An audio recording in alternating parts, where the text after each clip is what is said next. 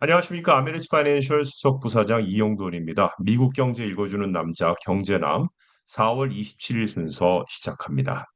S&P 500 지수가 오늘 사실 큰 변동은 없었어요. 지금 뭐 빨간색으로 표시가 되어 있지만 이란과의 평화 협상이 교착 상태에 빠지고 호르무즈 해협에서 긴장이 다시 고조되면서 유가가 상승했습니다. 이에 따라서 지정학적 긴장이 시장의 핵심 이슈로 다시 떠오르고 있습니다. S&P 500은 보합권에서 거래됐고 나스닥 종합지수는 0.2% 하락했고 다우존스 산업평균지수 역시 보합세를 보였습니다. 트럼프 대통령이 지난 토요일에 이란 관련 휴전 협상을 위해 미국 특사를 파키스탄으로 보내려던 계획을 취소했습니다. 대신 협상은 전화로도 가능하다라고 언급을 했습니다. 왔다 갔다 하는데 시간이 불필요하게 많이 소요되고 뭐 이런 여러 가지 이유를 대는데요. 그런데 이란 외무부 대변인은 현재 테헤란과 워싱턴 간 회담은 예정되어 있지 않다고 이렇게 또 밝히고 있습니다. 그러니 긴장이 시장의 핵심 이슈로 떠오를 수밖에 없는 거죠. 그래서 이렇게 미국과 이란이 여전히 교착 상태를 이어가면서 오늘 유가가 상승을 한 겁니다. 국제 기준유인 브렌트유 6월물 선물이 장 초반 한때 108.5달러까지 올라갔습니다만 상승폭은 줄어들었고요. 미 서부 텍사스산 원유 6월물 선물도 1% 상승한 95.34달러를 기록했습니다. 네덜란드 은행 ING의 원자재 전략 책임자는 리서치 노트에서 미국과 이란의 평화 협상을 정상 궤도로 되돌리는 시도가 무산되면서 오늘 아침 유가는 강세를 보이고 있다. 이는 가까운 시일 내에 호르무즈 해협을 통한 에너지 공급 재개의 기대가 사라진 것이다. 진전이 없다는 것은 시장의 공급이 매일 더 타이트해지고 있다는 뜻이고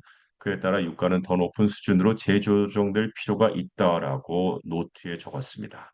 그런데 현재까지 S&P 500의 기업 139개가 1분기 실적을 발표를 했고요. 그중에 81.3%가 EPS, 즉 주당 순이익이 예상치를 넘어섰습니다. 이는 최근의 4분기 평균 78.1%보다 높은 수치입니다. 조금 더 세부적으로 보면요. 이익 증가율 자체가 높습니다. 팩트셋 기준으로 현재 1분기 blended earning growth, 즉 실제 발표한 거하고 아직 발표하지 않은 기업을 섞은 blended earning growth가 전년 대비 플러스 15.1%입니다. 지난주엔 13%였는데 실적 발표가 나오면서 계속 상승을 하는 중이에요. 이게 사실이라면 6분기 연속 두 자릿수 이익 성장입니다. 즉 단순히 예상보다 조금 낮다가 아니라 실제로 기업 이익이 꽤 강하다는 뜻입니다. 자, 그런데 여기다가 보통 EPS 빚, 즉 주당 순이익이 올라갔다라는 거는 뭘로도 사실 이렇게 올릴 수 있냐면 비용 절감으로도 만들 수 있는 거예요. 그런데 이번에는 매출이 좋습니다. 1분기의 매출 성장률이 약 9.7%를 예상하고 있습니다. S&P 500에 있는 기업들의 비즈니스가 진짜 좋다는 의미입니다. 자, 그럼 특히 어떤 섹터가 강했냐라는 걸 좀 보면요. IT, 헬스케어, 산업재, 소재 쪽이 굉장히 강했습니다. 특히 IT하고 헬스케어는 현재까지 100% 빚입니다. 즉, IT 기업, 헬스케어 기업은 100% 전부 예상보다 좋았다는 겁니다. AI 관련 투자 확대 때문에 반도체, 클라우드, 데이터 센터 관련 회사들도 강합니다. 예를 들면 인텔이 강한 실적이고 퀄컴이 상승하고 있고 엔비디아가 시총 5조 달러를 재돌파했습니다. 뭐 이런 분위기라는 거죠. 자, 그런데 이번 주 4월 27일부터 시작하는 이번 주가 진짜 중요합니다. 이번 주에는 S&P 500 시총의 44%, 러셀 1000 기준 미 증시 시총의 93%가 실적 발표를 합니다. 특히 수요일, 목요일 자세히 보셔야 하는데 수요일은 알파벳, 아마존, 메타 플랫폼, 마이크로소프트, 목요일은 애플. 자, 이렇게 5개가 잘 나오면 지금 보여주고 있는 지수는 더 갈 수 있고 하나라도 미스하면 시장은 흔들리는 겁니다. 자, 근데 이렇게 지금 계속 좋다는 말을 하고 있는데 폭등을 안 하는 이유는 첫 번째로 유가가 급등하고 있다는 거. 즉, 그거는 뭘 말하냐면 인플레이 우려가 있다는 걸 얘기하고 이번 주에 페더럴 리저브 회의가 있고 이란 전쟁 리스크가 있다는 겁니다. 자, 이제 정리를 좀 하면요. 좋은 실적 플러스 AI 랠리 대 유가 급등 플러스 지정학적 리스크 플러스 페드의 회의입니다. 자, 그래서 이번 주는 경제 뉴스를 잘 팔로우 하시기 바라겠고요. 자, 이제 소셜 스큐리티에 대한 얘기를 좀 해보겠습니다. 유튜브나 막 이런 데 보면요. 어떤 전문가들은 인퇴연금 일찍 받는 게 좋다. 또 어떤 전문가는 아니다. 늦게 받을수록 좋다. 등등의 본인만의 의견을 내고 있습니다. 소셜 스큐리티는 정답이 있는 문제는 아니죠. 우선 전문가들의 의견이 갈리는 이유는 각자가 중요하게 보는 포인트가 다르기 때문입니다. 일단 일찍 받자. 62세 때 받자 하는 분들은 첫 번째로 아니 오래 못 살 수도 있잖아. 그리고 62세부터 받으면 더 오래 받잖아. 예를 들면 62세 때 2,000불, 67세 때 2,860불, 70세 때 3,546불을 받는다고 이 대략 예시입니다. 근데 70세까지 기다리면 8년 동안 0달러잖아. 근데 그 전에 죽으면 손해 아니야? 이렇게 되는 거고. 두 번째로 일찍 받지 않은 사람들은 투자해서 더 벌 수 있잖아. 아니 62세 때도 받아. 근데 70세까지 안 쓰고 그 돈을 그냥 투자해. 그럼 더 크게 커질 수 있잖아. 물론 투자 수익이 꾸준히 좋아야 한다는 단서가 붙죠. 그 다음에 세 번째로는 제도가 변경되는 리스크도 있을 수 있다는 거죠. 아니, 미래에는 SSA가 줄어들 수 있다고 계속 얘기 나오잖아.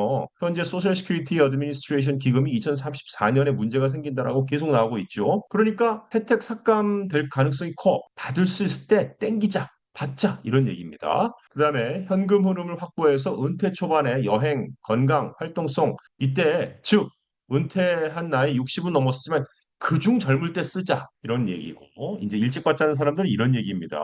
늦게 받자라는 분들 그 67세에서 70세 논리는 이렇습니다. 수령액이 엄청 커져. FRA, For Retirement Age 이후에는 매년 8%가 증가합니다. 이거는 사실상 무위험 8% 수익이죠. 그리고 거기다가 오래 살면 압승입니다. 손익분기점은 대략 78세에서 82세, 그리고 한 80세 정도로 보는데 그 이상 살면 늦게 받는 게 유리한 거죠. 다음에 제일 중요한 거, 늦게 받을 때 가장 중요한 거는 이겁니다. 배우자를 보호하는 겁니다. 서바이벌 베네핏 받을 때 큰 금액 기준으로 받을 수 있기 때문이죠. 즉, 한 사람이 늦추면 배우자의 평생 혜택이 증가합니다. 거기다 인플레이션을 반영합니다. 즉 뭐냐? 콜라라고 알죠? 생활비 조정. 콜라가 계속 붙으면서 돈은 증가를 합니다.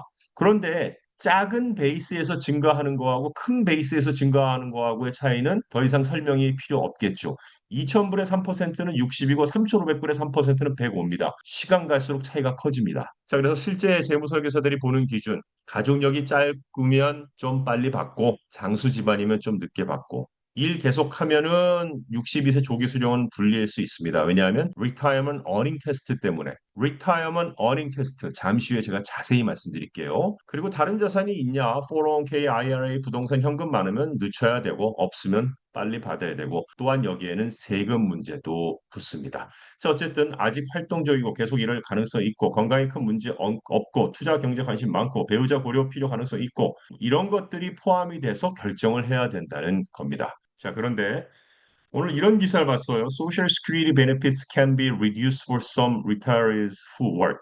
리타이어 했는데 워크하는 사람. How that may change. 어떻게 뭐 제도를 변화할 수 있는지. 그래서 여기서 Retirement Earning Test라는 게 나옵니다. 자, 사회보장연금을 받으면서 계속 일하는 일부 은퇴자들의 연금이 줄어들 수 있는 규정이 다시 주목받고 있습니다. 이 규정이 있다는 것 자체 잘 모릅니다. 이 제도는 정년퇴직 연령, Full Retirement Age에 도달하지 않은 수급자가 현재 규정에 따르면 Full Retirement Age 이전에 소셜 스큐리티를 받으며 일을 계속할 경우 소득 제한이 적용이 됩니다. 지금 FRA 이전 수급자 연간 소득 한도는 24,480달러입니다. 2026년을 기준으로 해서요. 예를 들어 연소득이 한도를 10,000달러를 초과하면 연금은 5,000달러 줄어든다는 거죠. 정년퇴직 연령에 도달하는 해에는 더 높은 기준이 적용됩니다. 연간 소득이 한도 65,160인데요.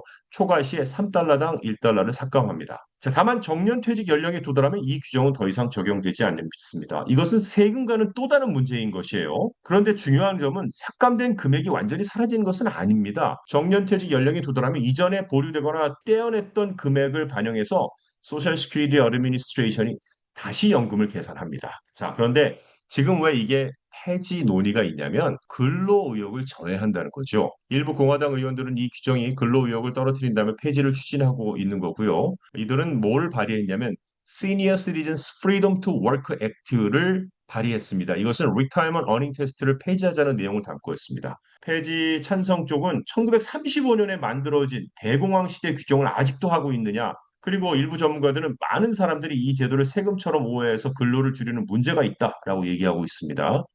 근데 반대하는 사람들은 소셜 스큐리티 신탁 기금이 2034년에 고갈한다 그러는데 이 제도를 폐지하면 지출이 확 증가할 거 아니냐? 그럼 재정 부담이 확대될 거 아니냐? 뭐 이런 얘기인 거죠.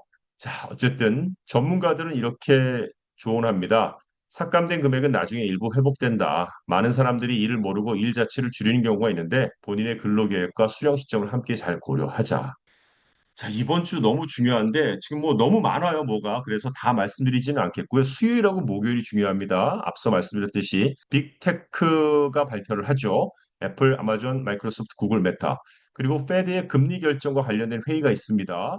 GDP와 PCE 인플레이션에 관한 얘기가 있습니다. 그래서 시장 관점으로 한 줄을 요약해 드리면 이번 주는 실적 시즌과 금리와 인플레이션과 빅테크가 동시에 움직이는 가장 중요한 한 주가 될 것으로 보입니다. 눈을 떼지 마시기 바라겠습니다. 이상 미국 경제 읽어주는 남자 경제남을 마칩니다. 좋은 한 주 되십시오. 고맙습니다.